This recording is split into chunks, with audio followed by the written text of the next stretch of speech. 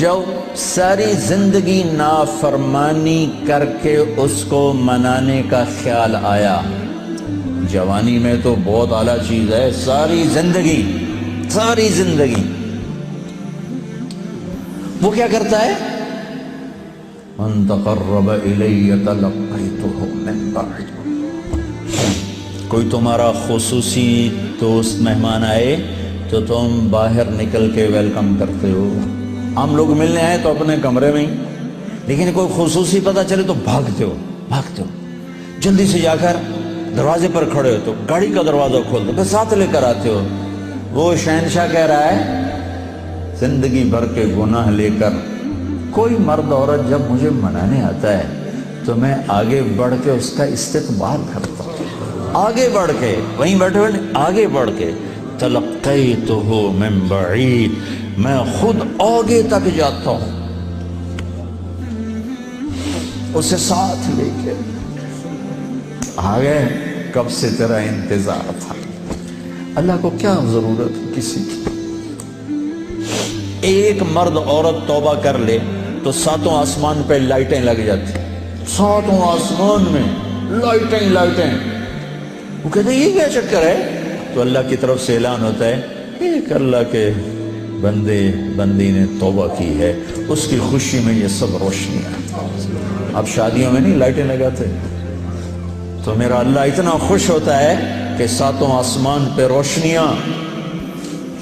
من تقرب الی تلقیتہ من بعید، جو مجھے راضی کرنے کے لیے، توبہ کرنے کے لیے آتا ہے، میں آگے بڑھ کے اس کا استقبال کرتا ہوں۔ ومن اعرض عنی، اور جو نہیں آتا اس کے ساتھ کیا کرتا ہوں؟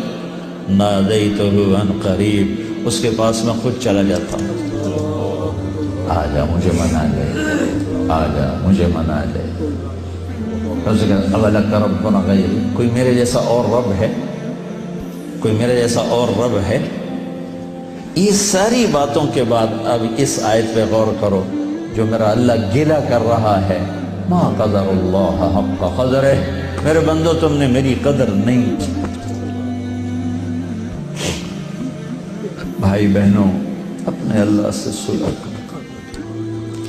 یا ایھا الانسان ما غرک بربک الکریم الذی خلقک فسواک فعدلک فی ای صورت ما شاء رکبک۔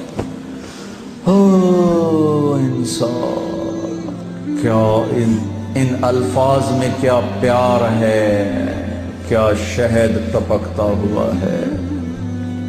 چھتے سے شہد ٹپکتا ہے، اللہ کی قسم، یا ایھا الانسان، صرف اس ایک بول میں ساری دنیا کا شہد بھروں،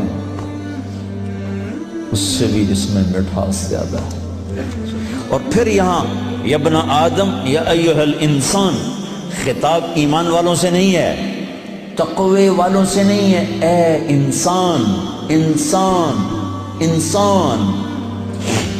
اور لگا رہا تو یہ تو بتا کہ تو مجھے چھوڑ کے کہاں جا رہا ہے؟ تجھے میرے بارے میں کس نے دھوکہ دے دیا؟ اولاد ماں باپ سے بدگمان ہو جائے تو ماں باپ پہ کیا گزرتا؟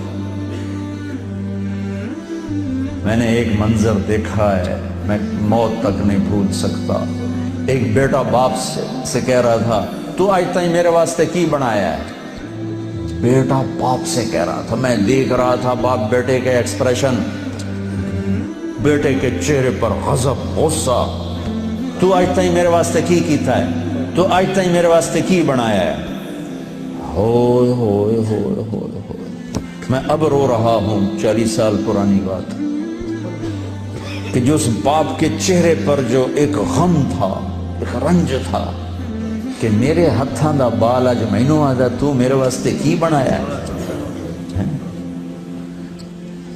جو اس باپ کے چہرے پر ایک کرب تھا، وہ صرف اتنا کہہ رہا تھا، اچھا میرا پتر، کوئی بات نہیں کر رہا تھا، میں اتنی کہہ رہا تھا، اچھا میرا پتر، اچھا میرا پتر۔ پتر ہماری زبان میں بیٹے کو کہتے، اچھا میرے بیٹے، اچھا میرے بیٹے۔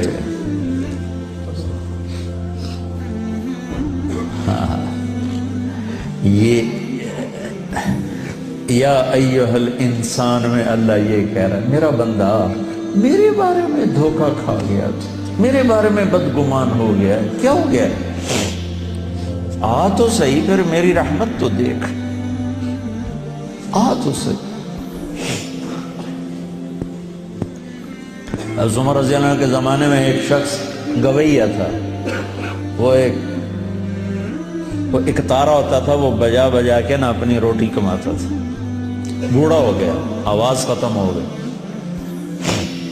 فاقہ آ گیا، تو گانا بجانا کوئی اچھا کام تو ہے نہیں، تو گیا جنت البقیع میں،